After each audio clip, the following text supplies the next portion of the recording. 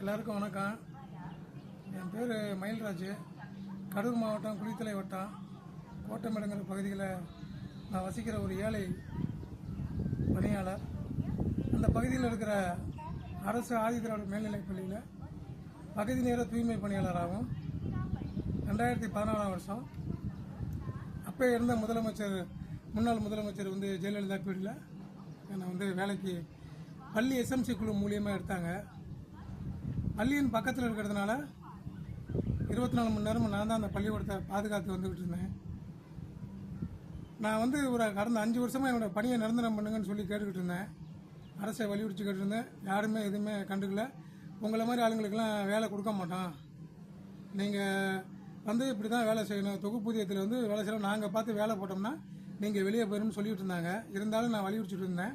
மறுபடியும் கோர்ட்டுக்கு போயிட்டு வா, கோர்ட்டுக்கு போய் நீதிமன்ற ஆணை இருந்தால் நான் உங்களை ஏற்றுக்கிறேன்னு சொன்னாங்க. டைரக்டர் சொன்னதுக்கப்புறம் நான் போய் கோர்ட்டில் போய் கேஸ் ஃபைல் பண்ணி கன்சிடர் சர்டிஃபிகேட் வாங்கிட்டு வந்தேன். கோர்ட்டு சொல்லியும் அவங்க அதுக்கு மறுப்பு தெரிவித்து அவங்க உத்தரவு கொடுத்துட்டாங்க.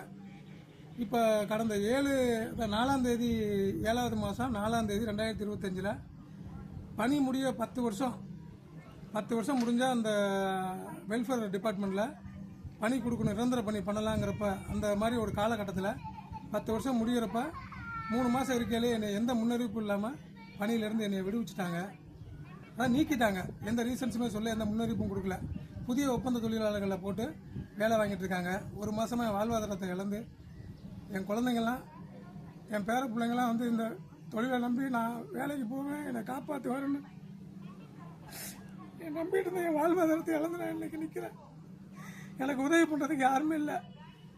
இந்த காணொலியை பார்க்குறவங்க எனக்கு எதுவும் செய்ய வேணாம். உங்களால் முடிஞ்சவங்களுக்கு இதை பகிர்ந்து, என்னுடைய வழக்கு நிலுவையில் இருக்குது, மீண்டும் நான் அப்பீல் பண்ணியிருக்கேன், என்னோடய வழக்கு நிலுவையில் இருக்குது.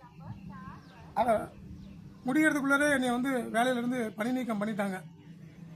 எனக்கு ஒரு நல்ல வழிகாட்டி அண்ணன் சீமான் அவர்கள் 10ஆம் தேதி எங்களுக்காக குரல் கொடுத்து போராட்டத்தில் ஈடுபடுறாரு. அவரை போல ஆளுங்களுக்கு இந்த காணொலியை பகிர்ந்து எனக்கு ஒரு வாழ்வாதாரத்தை ஏற்படுத்தி கொடுக்கணும்னு சொல்லி உங்களை இருகரம் கூப்பி கேட்டுக்கிறேன். நன்றி, வணக்கம்.